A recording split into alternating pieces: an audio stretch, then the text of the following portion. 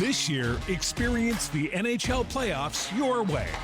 Want to watch a single? Do or Die Game 7, a full week of heavy-hitting back-and-forth series. Then check out Sling's 1, 3, and 7-day passes. Watch the Chase for the Cup on ESPN and TNT, starting as low as $4.99. No long-term contracts or overpaying. Just live hockey at home or when you want it. Sling lets you do that. Visit sling.com to learn more. Meet Tucker. Tucker's got specific taste. No jazz music after sunset. Also, be sure to always stop at that one corner where he found a cheeseburger 3 months ago. And most importantly, clockwise walks only. Luckily for Tucker, his dog sitter from Rover just gets him. So even when Tucker's parents are at a wedding in Phoenix, he can still do everything exactly the way he wants to. Find a sitter who's a perfect match for your pet. Rover, we get your pet. Hey!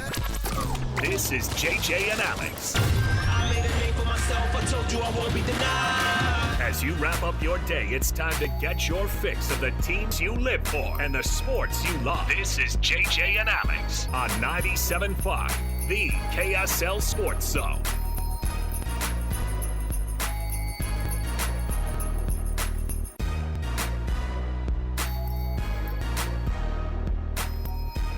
Welcome in, everybody. Happy Thursday to you.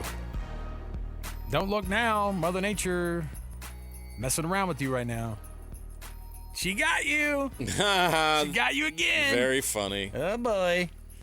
Yeah, so take her easy out there. Don't forget how to drive in the slush. Please. I don't think it's slushy, but still. It's coming down good out there. I like the whiplash weather. I like it. It wouldn't be spring in Utah without one of these days. You just know it's coming. Yeah. I think it's Just how it goes. It's part of the deal. I remember it very vividly one time. I came out to my car. It was May 11th one year that I had. Date. Wow. Yeah, because it came up. It was one of those things where it came up as like, remember this date? And every year it'll ask me that on that date. And I'm always like, yeah, it was May that I had snow on my windshield. When I woke up in the morning, it was like real snow in May, which isn't that crazy, but yeah, this is crazy outside. So be careful out there. Hey, and just a plea to all of the, go-getter coaches out there. We don't have to practice today. You know what I mean? That sounds way too personal. Hey, if your municipality out there is trying to decide whether or not you should have that baseball game tonight, let's go ahead and punt it. Thanks. Appreciate you. You know what I mean? But Alex, you know how hard it is to reserve fields and how hard it is to get makeup dates. Come on, when I was a kid, don't be selfish. When I was a kid, admittedly, if they cancel the game for weather, you may as well have just punched me square in the gut. Yeah, you know what I mean? You look forward to that, especially on a school day. Oh yeah, Saturdays that's what you do, man. Yeah, but when they made the rain delay or the rain cancellation of a baseball game during the week, and it was like a Thursday, and you were like, I was looking forward to this so much. Yeah. But let me just tell you now, being on the side of the parents, and my dad would put his arm around me and be like, oh, man, shoot. We can play catch in the garage when we get home. It's like, I get where he's coming from now. Not the same, Pops. He had a smile on his face, and that's where I'm at. Let's start canceling some practices out there, huh? All right, we've got lots to get into. We got the show to kick off. We don't have a lot of time because we're going to go short show today. We're going to go, look at us. Final hockey night in Utah. Final regular season, any game of the season for the Utah Mammoth taking on the St. Louis Blues tonight. You're going to get that starting at 4:30. Your pregame at 4:30. Why? Even though they're playing at home, they get to be on the big station. So they're the early game on ESPN tonight. I think that there's some stuff that has to be. Is there anything else in the NHL that needs to be buttoned up from a seeding standpoint? Because I've been trying to look and find the playoff times and dates and stuff for the Mammoth, and those haven't come up yet. I think they're waiting for no dates, and I've got them. Did they already come Sunday. through? Game 1 will be Sunday in Vegas, and Game 2 will be Tuesday. Look at that. We don't have time yet or network. Maybe that's it. But we do have dates. Okay. Oh, there you go. Sunday and Tuesday. You're going to be getting some first hockey playoff games for the Utah Mammoth in their history. So we're excited about it. Let's do it. Let's get jumped in here with the cut and make it official, and the show will start right now. It's time for the biggest story of the day.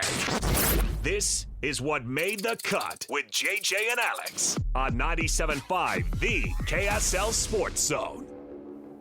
And of course, as we start to jump in here, we were talking about the NHL, but we'll get to that. Let's dive in a little bit here with some Utah spring football. A couple things going on here, just college football in general too. I want to be able to dive in on a couple of things here. Number one, if you were to guess, give me a prediction on the type of season Devin Dampier is going to have as the quarterback at Utah. I want passing yards, I want rushing yards, and I want touchdowns to interceptions. Okay? Now,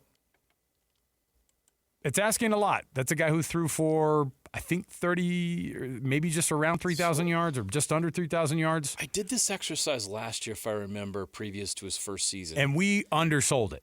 And I think I got it. I think I said... The thing you got right was I think you rolled right with the touchdowns to interception ratio. I hit the touchdown-interception ratio really hard. Which was actually like, wow. That Manning guy was great. He throws as many touchdowns as he does interceptions, and that became a totally different story in year two. Unfortunately, the interceptions he threw were pretty memorable in a couple of games, but they were only 5 of them. Yeah. 24 touchdowns, 5 interceptions for Dampier. I believe 2 of them were against Texas Tech and 1 was against BYU, if I remember right. Yeah. The one in the fourth quarter was a killer. Yeah, absolutely. But my goodness, he was efficient, which improved dramatically. His yardage was way up. The part of the exercise that I want to focus on is, do you think that they're going to try to get him the rushing yards that a guy like him can get you? You know what I mean? Because, and will that translate into now focusing on the fact that the guy could throw for 3,500 yards and throw 21 touchdowns and 4 interceptions, or 28 touchdowns and 10 interceptions, whatever it might be. He actually threw for less yards last year than he did in New Mexico. I thought that was the case, but it was a weird season. And rushed for 300 less. He was injured a lot more, right? I mean, that was part of it. Yeah, and somebody else took some of his carries, which was awesome. Which is great. But they needed it, too, because he was not 100%. And then you didn't want him rushing for 1,000 I just loved when we got yards. to the end of the season, they're like, yeah, his leg was broken for games 1 through 11. He and basically should have been in a body cast all year, but he went out there and played anyway. So that's the kind of thing that these kids are fighting through every week, and sometimes they want to play in their competitors. And, boy, the safety valve of handing the ball off to or snapping the ball directly to Bird Ficklin ended up being what it was. So now Wayshawn Parker was great, and the way running backs were good. Yes, the way this thing shakes out now is, are you going to make him, and pocket passer is not the right word, but a pass heavy quarterback now, with the team possibly wanting him to back off of some of the rushes because they got a guy who can do that, but also because they want to focus on him getting that yardage down the field? No. I think you want to just do what you did last year. Now, different offenses, but I'm curious to see what Kevin McGivern's going to do with him versus what Jason Beck did with him and how different the offenses are. I'm not sure. I don't know. Only Kevin McGivern could answer that if he came on our show right now, and he may not even want us to know that right now. You know what I mean? Yeah. But if you look at the numbers, Devin Dampier had 56 less pass attempts last season than he did at New Mexico. And again, he wasn't healthy for every game. He missed a couple games. But he did not throw the ball as much at Utah as he did at New Mexico, but he was much more efficient. His completion percentage was 6 points higher at 63.5% over 57%. So even though his yardage and his attempts were down, his touchdowns doubled. And his completion percentage went way up. Yes. And his interception number came down by 7. I think what you want to do is do something very similar. Maybe you want to try to get that yardage up, which would mean more attempts. But I think you're fine with his numbers. What prevented Utah from having a special season? They had one of the best seasons they've ever had. 11-2, bowl win. They just didn't make the Big 12 championship. They didn't make the college football playoffs. So then it falls below 2008 and 2004. It was a season a lot like, I'd say, like 1994 which is a team they had that finished in the top 15 that Right. year. Really good team with Luther Ellis on it. And they've had a couple other seasons that were really good. Was that Ma'afala aren't quite- already in the backfield playing Rhino? in '94? I think he was on that roster. He may have Unless been. he was 95 when he joined the team. I'd have to go back and look at that. Yeah. But they had some good players on that 94 team.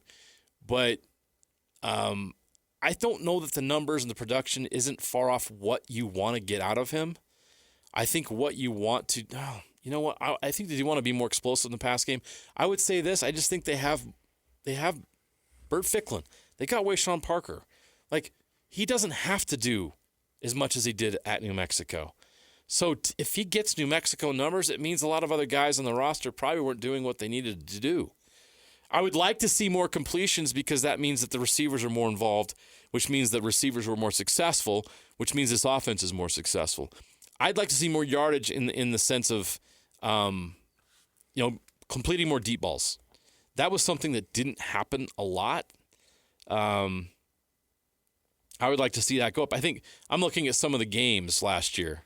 You go through what's some of the yards per catch from last season with Devin Dampier at quarterback, and you start going through the numbers, and you'd like it to be a little bit higher.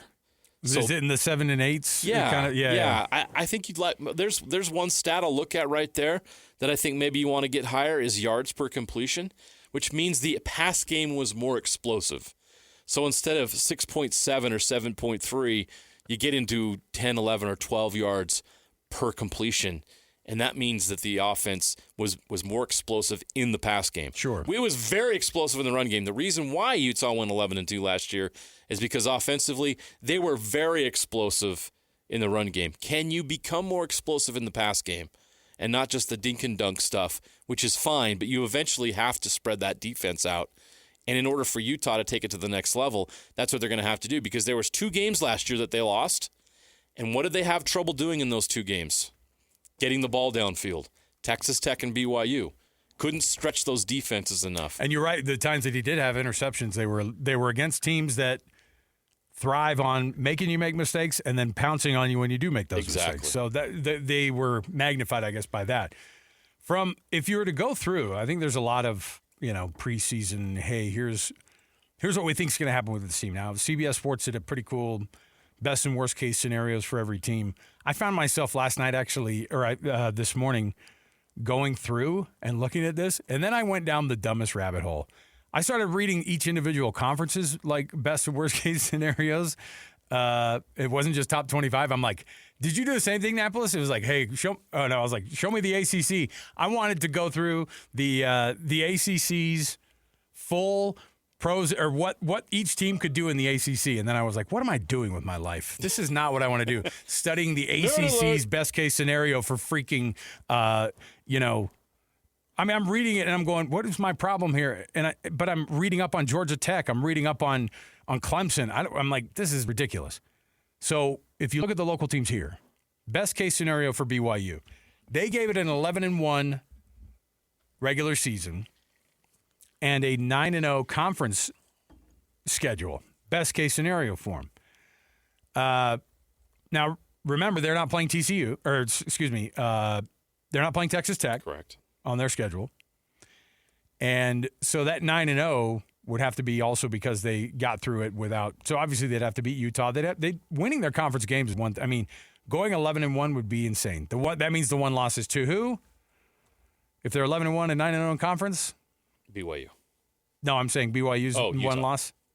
No losses in conference, but one loss on the season. Notre Dame. Sorry, I misunderstood. What's their other preseason? What are their other preseason matchups?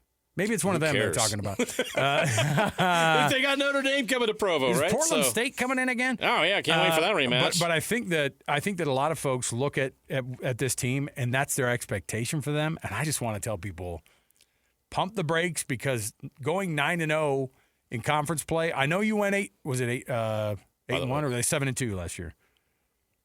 The last 2 years were they 7-2? No, they only lost one conference game last year. They just lost to Texas Tech again. And then the year rematch. before they were 7-2. Correct. Going 9-0 would be 8-1 last year. 9-1 would be the obvious next step. But do they take that next step with the personnel that they have currently. And you also have to take into account the fact that the conference has a lot of teams that are probably going to get better. You have some that aren't going to get better, some that are going to be worse. So, well, I look at their schedule. Arizona, game 2. I'm telling you, 9-0. I know it's in Provo, but man, that's tough. Now, so by the way, your question: who else do they play non-conference? Oh, boy. Utah Tech, Colorado State. CSU's on the road, by the way. They have to go. Yes. To yes. Fort Collins. You get Notre Dame at home, and you got Colorado State on the road. Jeez. Yeah, it's a wild schedule. Tom Homo, you did it again. Independence.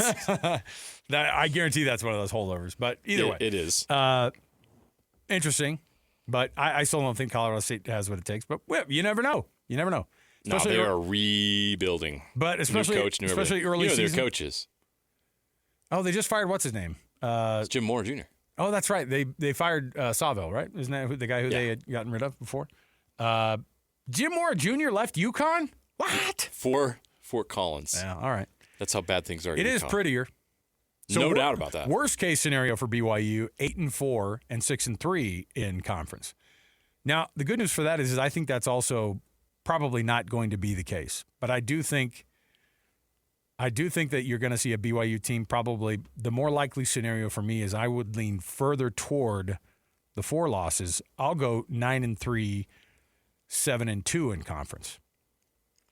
That's the type of season that I think. 9-3. So your losses, Notre Dame. Who are your 2 conference losses? I'm curious. Utah. Okay. Remind me if they play TCU on the road or in Provo. TCU is in Fort Worth. I think that's a gotcha game down at Amon Carter Could be. Stadium. I'm more worried about Arizona than TCU. I get it. Toss a coin between Arizona and TCU. You know, they finally got rid of that bum Hoover, so. Oh, did you see how many interceptions he had last year? Oh, my gosh. I hate Sonny that. Dykes I hate that kid. That guy. I hate that kid. I love how Sonny Dykes is rolling after. I mean, where did he end up? Indiana? What kind of crappy football school is that? No one's ever heard. Good luck. Yeah. Okay, best case scenario for Utah. They have it at 10-2, 7-2 in conference. Do you think there's a higher ceiling than that for Utah, year 1 of Morgan Scalley? Yes, I do.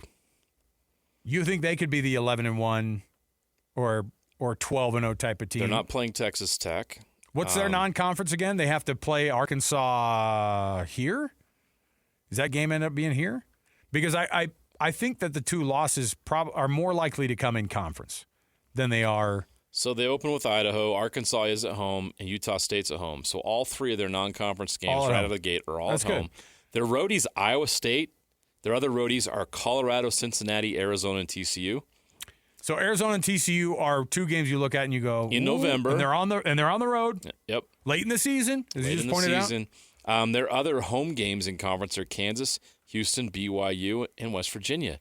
Look. Now, if it was a different year and they were playing both Texas Tech and BYU, then I would be fine with this as a ceiling. But for both BYU and Utah, I think both could go undefeated in the regular season because Texas Tech is not on the schedule. I mean, in conference. I do worry if I'm BYU about that Notre Dame game. That's going to be an interesting one. But I would give Utah the best case scenario exactly as BYU's at 11-1 and 9-0. Simply as a function of the schedule, because this is not a murderer's row of college football teams here. Now, Houston is going to be good, but they're at Rice-Eccles Stadium. BYU is going to be a war as always, but they're going to be at home. West Virginia is at home. They don't have to go to Morgantown this year. And you look at those road games, and it's not like, oh my gosh, the schedule's not hard relative to other schedules that they've had recently. Right. So which game here are they not favored in? Maybe the TCU game on November 21st? Which game are they not favored in? Arizona might be one of those teams because they... In Tucson, I would give you that, yes. They were right next to Utah in the standings last year. And we by forgot November about 14th, we'll know how good they are. But with the quarterback returning and what they did last year, I would expect that to be the case. So let's see, 1, maybe 2 games that they're not favored in. And maybe BYU at home they're not favored in. We'll see how the Cougars do. Look at that. So there's 3 questionable games at all where you're wondering whether they're even favored or not. Well, the worst-case scenario they gave Utah, to me, is the most wild. 7-5, 5-4. That doesn't make any sense. Here are at the all. losses that they threw out. Now, you overlooked Houston, by the way, too.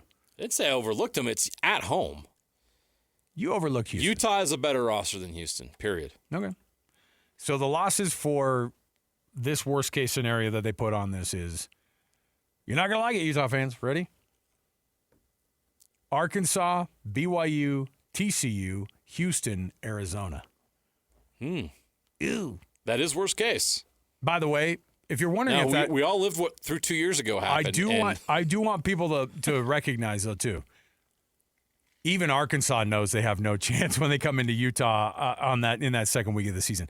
Arkansas is going through starting it. over. They're going through it. Great time to get them. You get a big. You know what you're going to get with Arkansas though? Massive SEC team, massive offensive line. speed. Always Arkansas. They will have speed. Very quick. Always. So big O line, big D line, SEC athletes who are not going to have their crap together. That's kind of what they're at right now. So I don't think you should worry that much about Arizona. BYU's time may be up against Utah. Up here at Rice Eccles Boy, the especially. Cougars will have a target. Oh, boy, does Utah want that game bad. Just think about what happened last time they were up here in Salt Lake. You don't think Devin Dampier wants another shot? The amount of posters that will have some reference to defensive holding may be in the hundreds. Or just pictures of Kevin Marr, the referee, Yes. holding it up.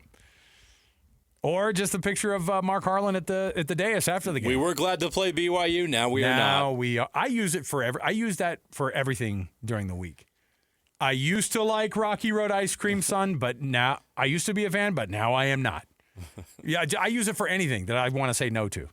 No, I'm not doing it. Now I am not. I can't do it anymore.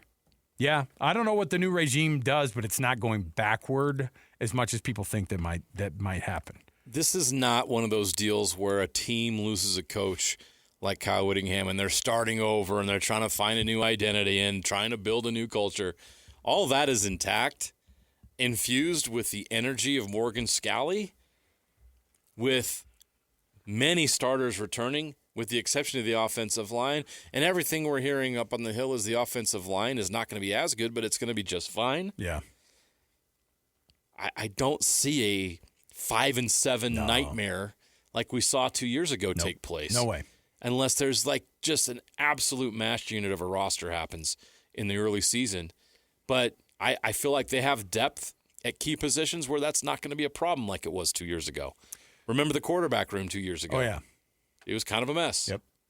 Hey, we're going to take a break here. When we come back, boy, he's got a job to do. So we're going to get him on, and then we're going to get him off of the air as quick as we can. Got to keep got to take care of those pipes. Oh yeah, he's going to have a call time that he's got to get to. And so Matt McConnell, Utah Mammoth TV play-by-play, he's going to join us next. Give us his thoughts on the full breadth of the season, and then now looking forward to the it is an ESPN game. You know what? Remember how he was doing the casual thing the other day? Oh, he's got the night off, doesn't he? Remember how he was doing the casual thing the other day? He's probably doing this in his underwear. I hope so. We'll ask him that when we come back. 97.5, the KSL Sports Zone. This year, experience the NHL playoffs your way. Want to watch a single, do or die Game 7, a full week of heavy-hitting back-and-forth series? Then check out Sling's 1, 3, and 7-day passes. Watch the chase for the cup on ESPN and TNT, starting as low as $4.99. No long-term contracts or overpaying. Just live hockey at home or when you want it. Sling lets you do that. Visit sling.com to learn more. Accessing. When TV and radio collide. Love it. This is what you get. You're listening to JJ and Alex. Don't touch that dial. On 97.5, the KSL Sports Zone. Welcome back, everybody. JJ and Alex, 97.5, the KSL Sports Zone. Alex, Kirry, Jeremiah, Jensen, thanks for being with us on a beautiful Thursday. Joining us on the program right now, Matt McConnell, Utah Mammoth TV play-by-play. His dream was, of course, to go a little bit more cash in a couple of these other broadcasts And I wonder if tonight he'll be able to do so with the ESPN broadcast being all over this thing. Matt McConnell, can you finally go cash? You got a better chance of seeing me finish first in the 440 than you do of having me wear a tie tonight. That's what I like. Matt letting loose. I like it. You have a better chance of me shooting 68 at the Masters. I'd see, and I know this isn't the case. I'm sure you'll probably be in the building to watch this thing, but maybe not. I don't know. I thought there was going to be. Let me keep in my head. Let me just keep in my head the idea of you with like one of those old TV trays that you pull up toward yourself. Do people still do that? You got a hungry man, and now you're ready to I'm dip not in. that old, guys. Come on, give me a little bit of credit. Holy smoke! So, Matt, what a year! I'm sure for you guys it must be even more so of a fun one, because being able to be with the team in and out every day, to see the ups and downs, the day-to-day following of the team can make you nuts because of how it just goes. You can focus so much and get a little bit too myopic maybe on something that's going on in that very moment. But this team and what they've accomplished this year with the one regular season game remaining tonight or this afternoon, when you look at what they did, what changed so much last year? Because we talked about this with Mike Folty yesterday. The points aren't so much different for these two teams from last year, but they feel so different as teams. Yeah, well, you know what? I think from a macro point of view, right? Last year there were a few more ups and downs, right? So there were a few more times where the winning streaks might have been 6 or 7 at times, but the losing streaks might have been 4 or 5, and you can't really have it. I think what they've done really well this year is eliminate a lot of the peaks and valleys, right? So you had the 7-game win streak early on, and then they just went through a stretch where they went 5-0, and really, I was talking to Dom Moore, and where would this team be without the late surge, right?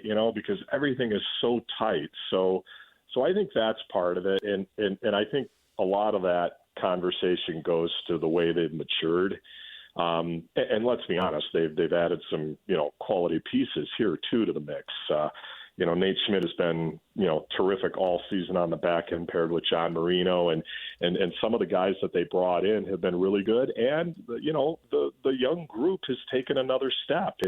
It's so true in hockey, and coaches say it and broadcasters say it.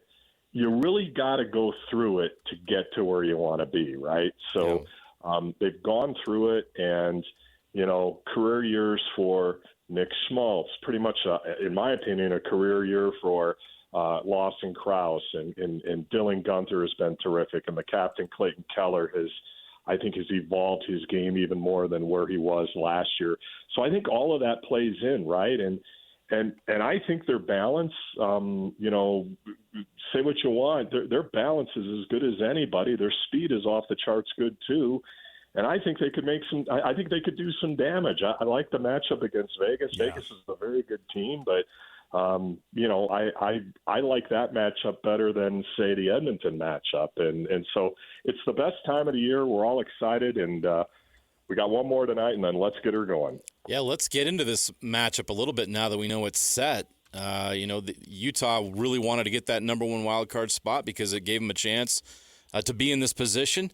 And they're facing a team that you have to have a lot of respect for because of that roster and what that team has accomplished over the years. But like you said, this on paper looks like a matchup where the Mammoth can win this series.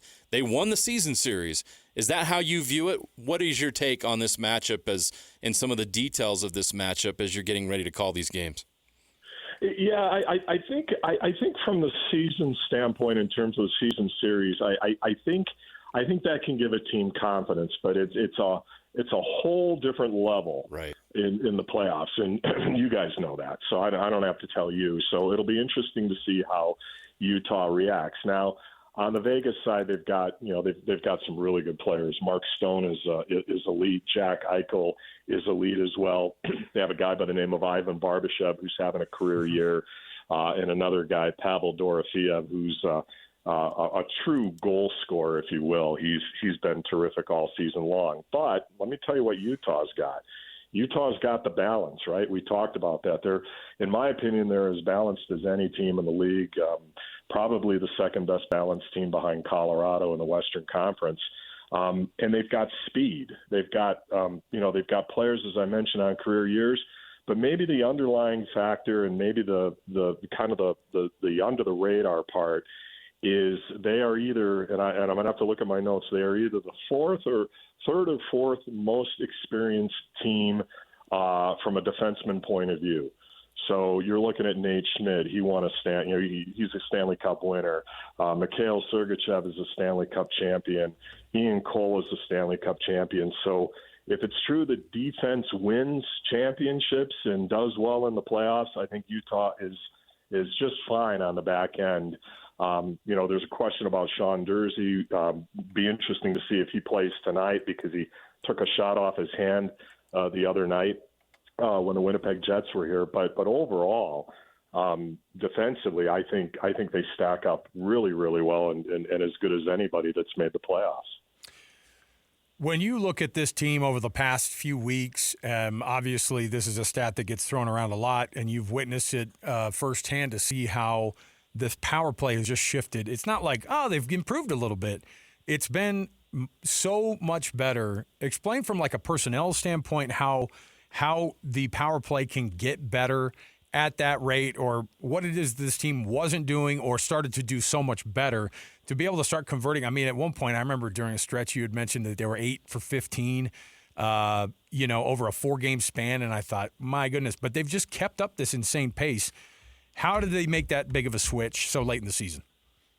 Well, they've got a lot of weapons, right? And I think one of the biggest changes was when Logan Cooley moved to the top power play unit. So, you've got him out there. You've got Dylan Gunther and Clayton Keller and Nick Schmaltz and typically Mikhail Sergachev as well. So that's the one thing. I just think the skill of Dylan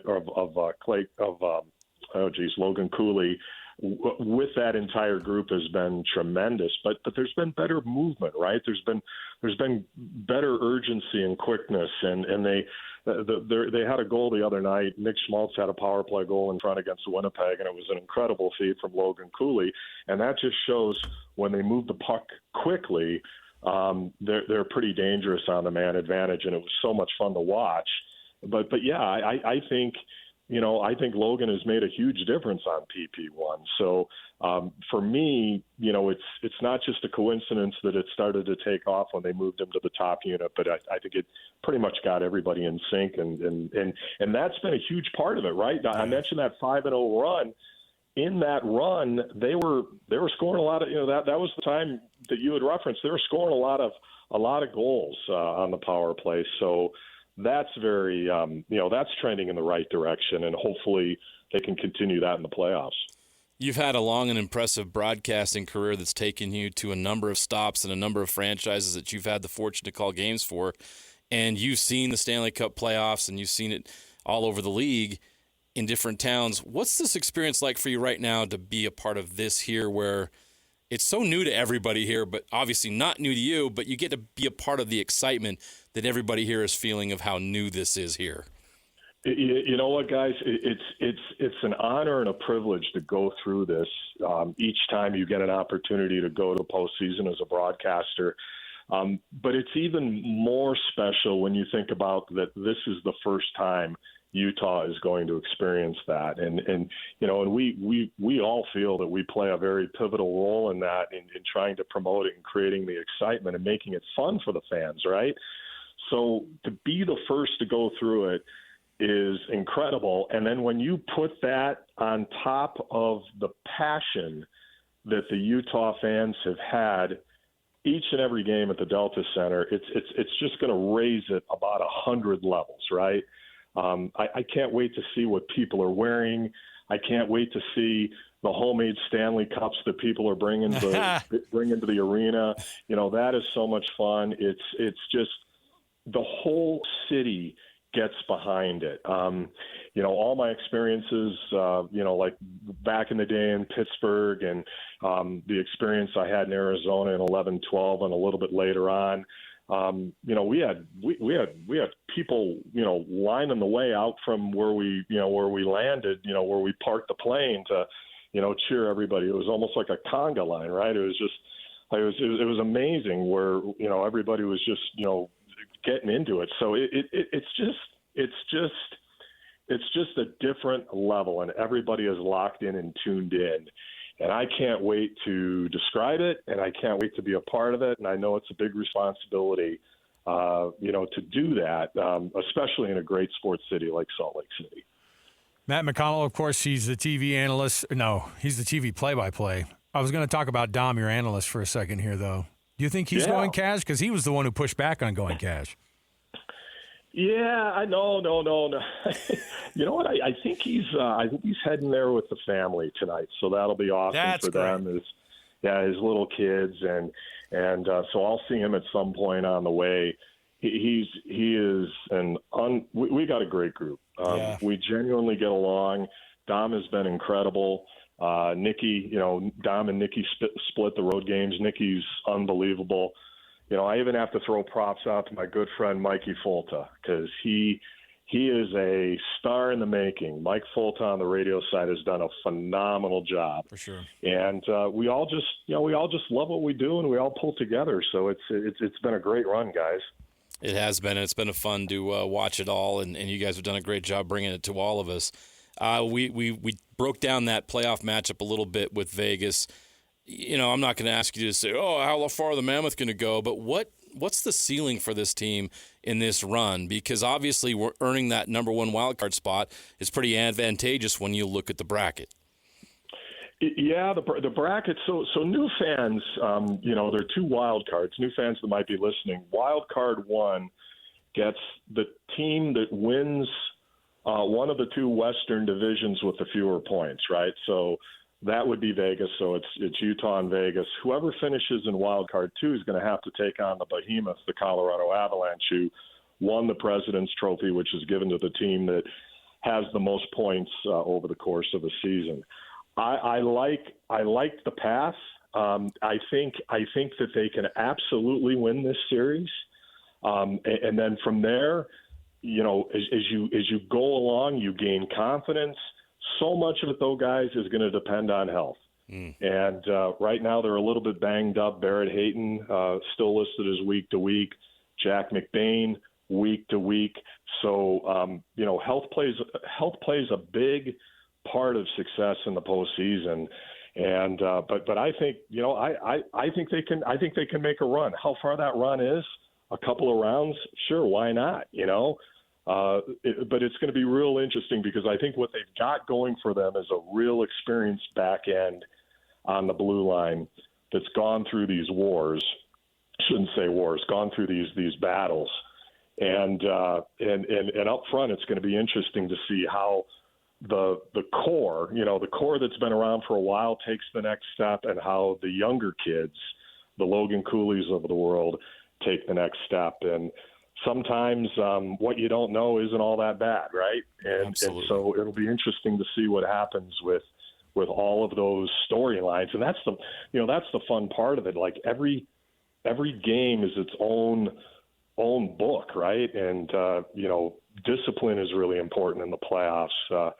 You're probably going to see a ton of hits in game one, and then you're going to have the unbelievable vibe when they come back to Salt Lake City for game three. It's just the opening round is the best. It's just so good. It's so intense, and I can't wait to see what unfolds. Yeah, I think it was Alexander Kerfoot a couple weeks ago said in a post-game interview, he said the young guys on this team they don't have any scars. So one of the reasons why this team has been so resilient this year is that the young guys just don't know any better, and they've got this nice mix of these young guys that have all this energy and talent with these, like you mentioned, some of the veteran guys on the back end. Feels like a good mix of guys that can get them through this part where they're trying to get some of that experience. But as you're looking at this matchup, another thing I notice is, Vegas is really good defensively, but their goaltenders are not good. That's been a real issue for them. How can the Mammoth take advantage of that, even though Vegas is good defensively despite that weakness? Yeah, well, if you look at the numbers, they don't look all that great, but they brought in a guy right around Christmas by the name of Carter Hart, who used to play in Philadelphia, and he's actually kind of been the guy that's backstopped him in their their 7-0-3 run over the last 10. So I think they're going to be okay in goal. I think a huge key for the Mammoth side. Jack McBain is a player that's been built for the playoffs, right? Yeah. I mean, you guys know that. Every time he's out there, he's making something happen. He's hitting. And I had an interesting conversation when we were in Calgary last weekend. A bunch of us were talking to Nate Schmidt, and he said, you know what, a lot of times in the playoffs, each team's top line kind of cancels each other out. The power plays kind of cancel each other out. And what it comes down to are the depth guys. So that makes me think of guys like Alexander Kerfoot, Kyler Yamamoto, some of those guys on the fourth line that love to bang around. He said when he was in Washington or when he was in Vegas, they played Washington when Washington beat him for the Cup. And he said that was really the difference in the series. He said, their depth guys were just better than ours. So just so many different things you can kind of keep your eye on. But I'm looking forward to seeing that, the game inside the game when it comes to guys like that. Well, we're excited for you to spend the 60 minutes a little bit differently tonight, and we're looking forward to this one. You may or may not see him in the Tusky suit tonight. He is Matt McConnell. No chance. They won't even let me. I don't even think they're going to let me get around the Mammoth. I'll probably break it or something. Yeah. Well, they definitely won't let you drive it. Oh, wow. No, what's great is I just love the idea of you walking up going, can I get on the Mammoth? They're like, sorry, all the seats are taken. They just drive off. Come on. Don't you know who I am? Matt, we appreciate all the work you've done this year. You've been awesome, and thanks for always joining us. Thanks so much, Matt. Yeah, anytime, guys. Always enjoy it, and talk to you soon. All right. Here's what we got. Matt McConnell. Awesome, by the way. Yeah, we already know Mike is, he's for the second year doing this. Yeah. He's doing phenomenal. And then for Matt to have the type of experience that he does over, a few markets to be able to call games. He's been doing this since the mid-'90s, to give you some context. I think he Pro's pro. Yeah, and I think that he just sees things differently, but at the same time he has this insane humility that is great. So love having him on the program. And having those smart hockey guys is always fun to be able to break it down. All right. Let's take a break. When we come back, I've got a little bit of a Would You Rather? Stay here, 97.5, the KSL Sports Zone. This year, experience the NHL playoffs your way. Want to watch a single, do or die Game 7, a full week of heavy-hitting back-and-forth series? Then check out Sling's 1, 3, and 7-day passes. Watch the Chase for the Cup on ESPN and TNT, starting as low as $4.99. No long-term contracts or overpaying. Just live hockey at home or when you want it. Sling lets you do that. Visit sling.com to learn more. Listen, everybody! Real-life hypotheticals to get your brain churning. As JJ and Alex ask, would you rather?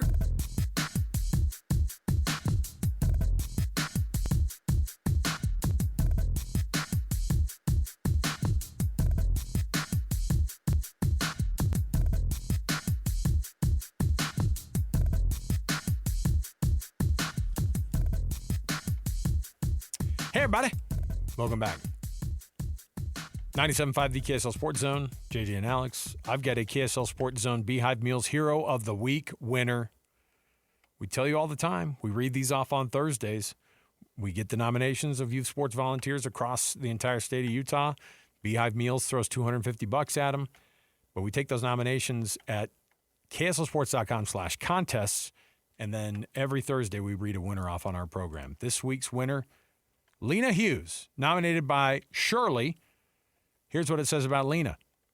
She is so kind and helps all the time, even when it's inconvenient. She never complains and is one of the hardest workers I know. She volunteers as a boys basketball manager at SHHS. I'm assuming that's probably like Salem Hills High School. Is that a good guess? That sounds right. Okay. There you go. Oh, Napolis confirmed. There you go. Go Skyhawks. There you go. So congratulations to Lena Hughes on the impact that she makes in the youth sports in your area. You could nominate someone today, kslsports.com/contests. And as always, they get $250 to Beehive Meals. They also get shout out on social. We just we read it over the air, and of course they'll get the same type of love online as well. So appreciate people like Lena Hughes. Appreciate Shirley and the nomination as well. We've got lots to talk about. We still, oh my goodness, bottom of the hour. We're going to have to jam a lot of stuff into just 30 minutes. So stick right here. We'll get you ready for Mammoth versus Blues. That's coming up. Your pregame at 4:30. Puck drops at 5:30. Stay here, 97.5 VKSL Sports Zone. This year, experience the NHL playoffs your way. Want to watch a single, do or die Game 7, a full week of heavy-hitting back-and-forth series? Then check out Sling's 1, 3, and 7-day passes. Watch the chase for the cup on ESPN and TNT, starting as low as $4.99. No long-term contracts or overpaying. Just live hockey at home or when you want it. Sling lets you do that. Visit sling.com to learn more.